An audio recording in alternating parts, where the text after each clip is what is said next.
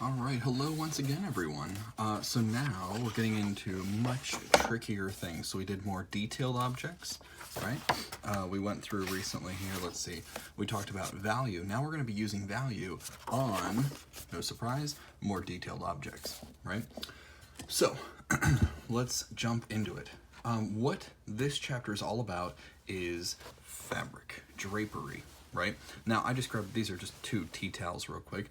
You could use a bath towel if you wanted to. You could use any number of different objects. But what we're going to do is start talking about how the heck to draw fabric. Now, it seems really complicated, all the ins and outs and everything else.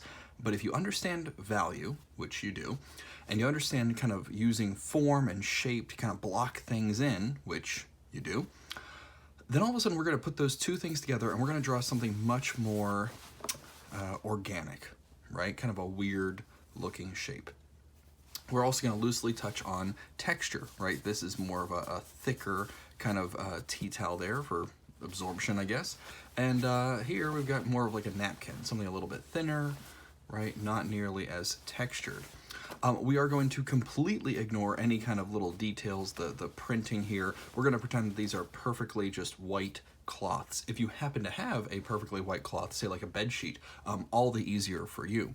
Something else you can do from our last class, or last project, is use some kind of direct lighting, right? If you're drawing something with a direct light, it's going to really help you see those heavy shadows. So that can be helpful to you as well if you're having a hard time kind of seeing where the highlights and shadows are coming from. So let's go ahead and jump on in. Now, you can use your pencil set, but because we are focusing primarily on shadow and shading, I'm going to use my Vine charcoal. But just to start out, I'm going to start with my pencil because I want you to see my construction lines. Let me go ahead and grab just a, there we go. It's a 4B, a little bit darker pencil. All right, now, you're in your sketchbook, the project talks about how you can drape your fabric, how you can wrap an object, or even tie a knot with your fabric as a way of kind of practicing different formations. So let's talk about that. Now, obviously right now the camera's facing downwards, but say I were to take two thumbtacks and tack my fabric onto a wall, you know, gravity would pull it down, right? This is what we mean whenever we say draping, right? You're tacking it on 2 points and it drapes down. That's what we're looking at. So this idea of how do I draw these ins and outs, these folds, can be very complicated. But if you kind of just, I'm just going to do this. This is what I would do in my imagination, right? If I already kind of mush this down, I'm able to see kind of a triangle, maybe another big triangle over here, right? Here's a really big triangle, right? So you're able to kind of start making out these shapes, these forms. Well, a triangle just becomes a cone, right? There's your cone right there. So we're going to start to think about these three-dimensional forms, even in something organic, right? We're going to let our shadows really dictate all of the actual form. So is it lighter or darker? Where's the light coming from? And again, this is where that, you know, heavy cast lighting can really help things, okay? So let's go ahead and jump on in. I'm just going to go ahead and hang this. I know you won't be able to see it, but I'm just going to hang this off on the side over here. And again, I know it's kind of awkward because you're not seeing exactly what I'm drawing, but hopefully you get the general gist. Now, I'm going to start with a pencil because I'm not too worried about the actual shadow and shading. I want you to see the construction, right? So just in my little sketchbook here, what I kind of see is this kind of droops down, and then it kind of folds over just a little, kind of falls away. And when it does so, I'm getting this, there's kind of a droop right here in the middle, kind of creases and folds, again, kind of like a V shape. Kind of goes in, right in here, right? So this is kind of coming out. Very bright light's coming from this direction here. And then we've got this fold, and there's a really good hard fold kind of right in here. So I'm basically using these triangle shapes, right, to kind of show where my darkest folds are, right? I know the light's coming from this direction, so I'm looking at my still life here. This is a little bit in shadow still. This is more in shadow underneath. Kind of gets a little brighter towards the top. And again, I'm just gonna add shadow where I see it, right? Not really overthinking things, not trying to make sure that everything kind of makes sense. Really just want to think about what I'm looking at. So it's really, really dark and heavy shadow right in there. And then as it starts to kind of bend forward in space, it gets darker to lighter, lighter, lighter, kind of fades out, right? Do not, this is a good time that if you're a perfectionist, excuse me, if you're a perfectionist, this is a time where your perfectionism is going to get the best of you because you want to make it perfect and you want to understand it before you're actually like putting down your shadows and shapes. If that's the case, trust me, I get it, but I need you to try to work on turning that part of your brain off, right? This should be a very relaxed, very easy, like I said, kind of mind off activity, right? You're just applying shadow and shape. I'm not really thinking about this as a three-dimensional thing in my imagination. What I'm really doing is thinking about just literally little tiny triangles where I see things, like there's a little piece of fabric right here, where I see things and where they're going.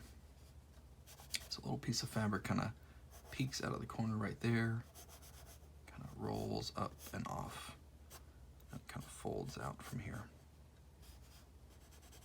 So again, not really thinking in 3D, even though that's what we've really been doing the whole time. Now I'm kind of just applying my shadows. This kind of folds inwards. And what's neat is if you are able to, and I'm not going to lie, it's not an easy thing, but if you're able to kind of just turn your brain off just a little bit and just draw what you see, when you're done, it gets you pretty close. Not perfect, but pretty dang close. And pretty close is pretty good in my book. Now, after you get kind of pretty close, right, then you can go back and start kind of turning your brain back on and kind of cleaning things up a little bit and saying, oh, this actually folds in and there's a shadow here. I missed that the first time, right? So you're gonna start kind of placing these shapes and it's starting to kind of look like a fabric being pinned up. I can see there's a thumbtack here and a thumbtack here. And don't be afraid, again, it's a sketchbook. If it's not totally finished, just let it fade off, right? You can also think about the background. I know that like right here, there's a lot of shadow in the background because the fabric is pulling away from the wall. Again, not that you guys can see that, but take my word on it, right? And that shadow is gonna pull that out, right? So we're just kind of placing, again, really these kind of triangle shapes. Now imagine how easy it would be if you're using charcoal, if you were able to kind of lay down this value and then just blend it out, right? Get rid of those kind of outlines. So we're thinking about just fabric, we're thinking about kind of these forms that we're creating, but we're creating the forms with shadow as opposed to literally like, you know, drawing our 3D forms like we were. So we're slowly walking away from this and we're letting our shadows do the work for us, okay? It's a little bit different, but it's totally doable. Okay, next up, let's keep going. So the other practice that the sketchbook or that your project kind of suggests is the idea of doing something, you know, wrapping an object, I'm gonna take this down, wrapping an object with fabric or taking it and tying a knot in it like so, which again, seems like it would be even harder. But again, remember, you're not really drawing this fabric. What you're drawing is the shadows, the shapes, right? So let's go ahead and do a knot. And again, it's the same idea. Whoops, the same idea, right? I could take one of my little figurines here. I could wrap him up. Maybe his little head's peeking through, right? Something like that. And again, it looks complicated, right? But in this case, if I was drawing an object wrapped in fabric, I would first kind of X-ray vision mode, draw just the object, right? So I'd be thinking to myself, okay, let's see, the head is kind of here. Little monkey nose is kind of in here somewhere. His little ears, little shoulder, right? So I'd start thinking about the actual form. Then, just like in real life, how it wraps around it, I'd start drawing my fabric wrapping around my form.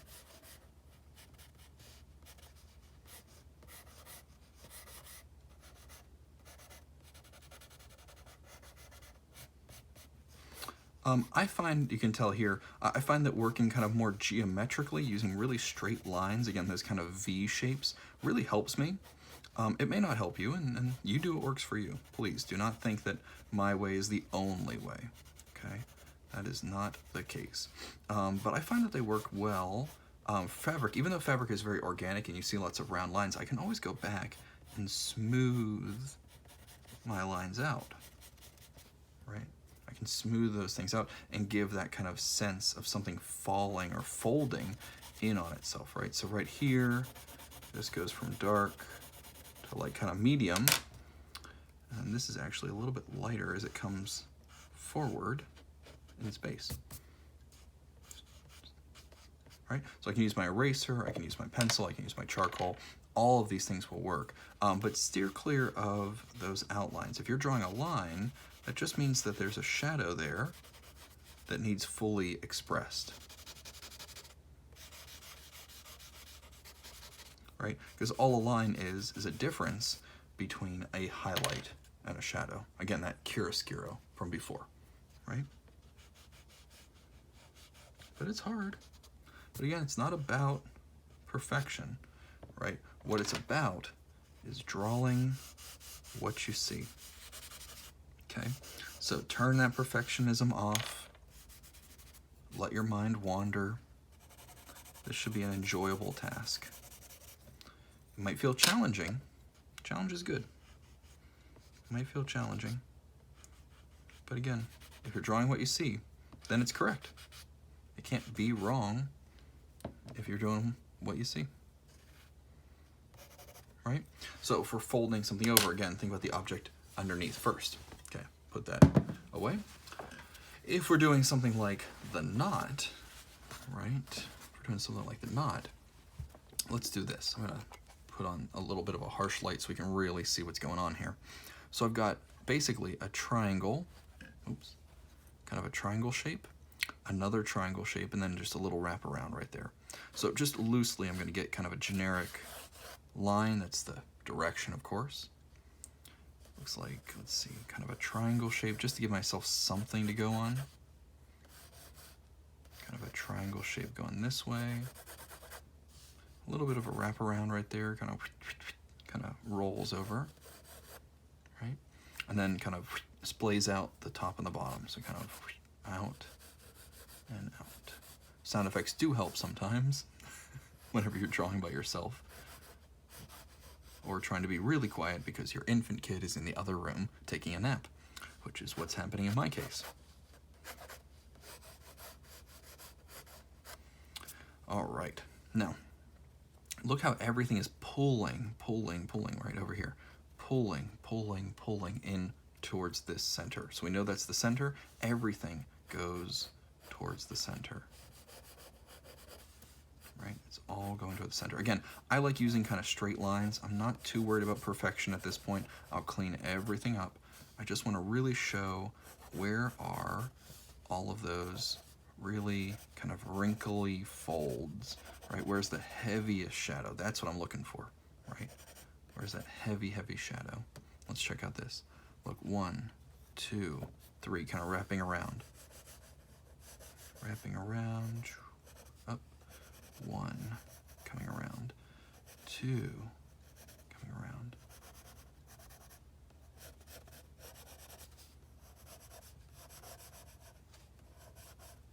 Right? And remember too, again, you can smooth all these things out later on, right? You can clean everything up in post, right? So now we've got a pretty good sense of our main object. So now let's work on our shadow. So I'm going to keep the light pretty stationary. And I see a really, I mean, just this whole section. Let's just shade it all in. Why not?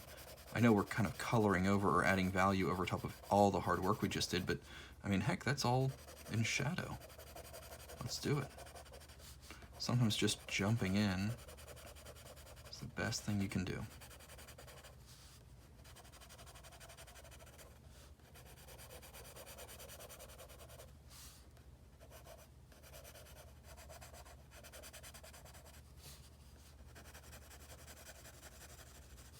And again, just let it fade out.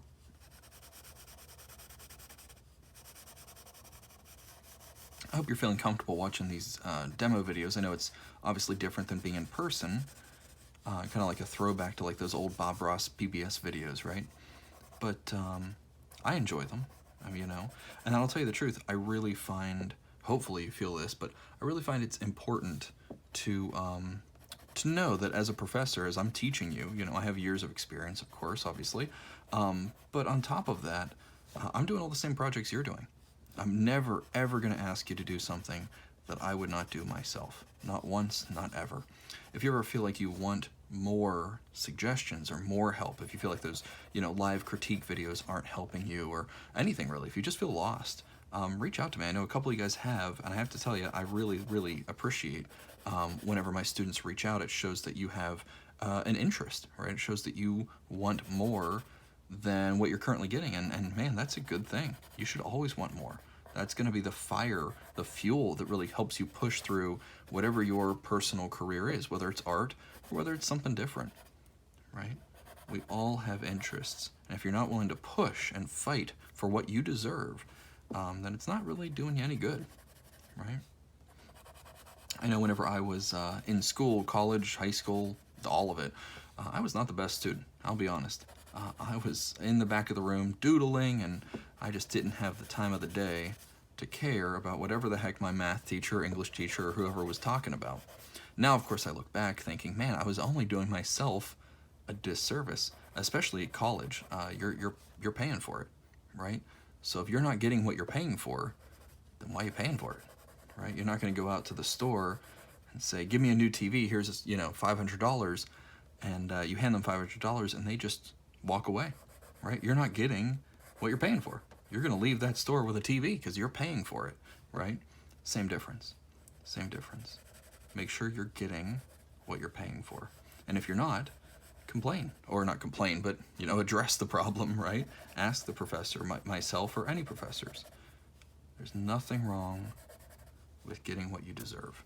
Look how I'm trying to go through here. I'm trying to leave these little white bits, and it's kind of like where the fabric comes up. Think about it like a mountain, right? This is a mountain, the sun's here. That means the top of the mountains are getting the light, and the bottom of the mountains, the valley here, is getting shadow. So that's how fabric kind of rolls over itself,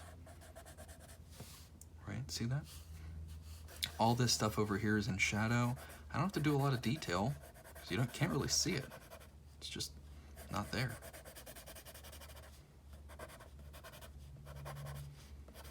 And it's amazing, again, once you kind of just turn your brain off a little bit. And it's hard. I'm literally lecturing while I'm doing this, right? And even for me as the teacher, I'm sitting here, I'm like, okay, wait, is there a trick to this? Is there something I'm not teaching properly as I'm doing it? And I'll tell you the truth, there is no trick. It's just practice. That's why you have your sketchbook. If you're wondering why there's a sketchbook element to this class, that's why. It's just practice. Just drawing random pieces of fabric, random objects, you know, just so that you can get better. And that's the same with everything, right? Whether it's art or whether it's a sport, whether it's just a hobby you have an interest in, your very first one is not going to be a hit. You know, it's just not. You gotta practice.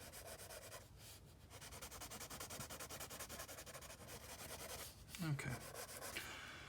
So there's definitely a twist happening. I think I could kind of embellish some of the highlights. I would go back with my eraser and really push some of those bright highlight spots. Something else I could do too that could really help push this is throw something in the background, right? If I want it to be really highlighted, what if I darken the background?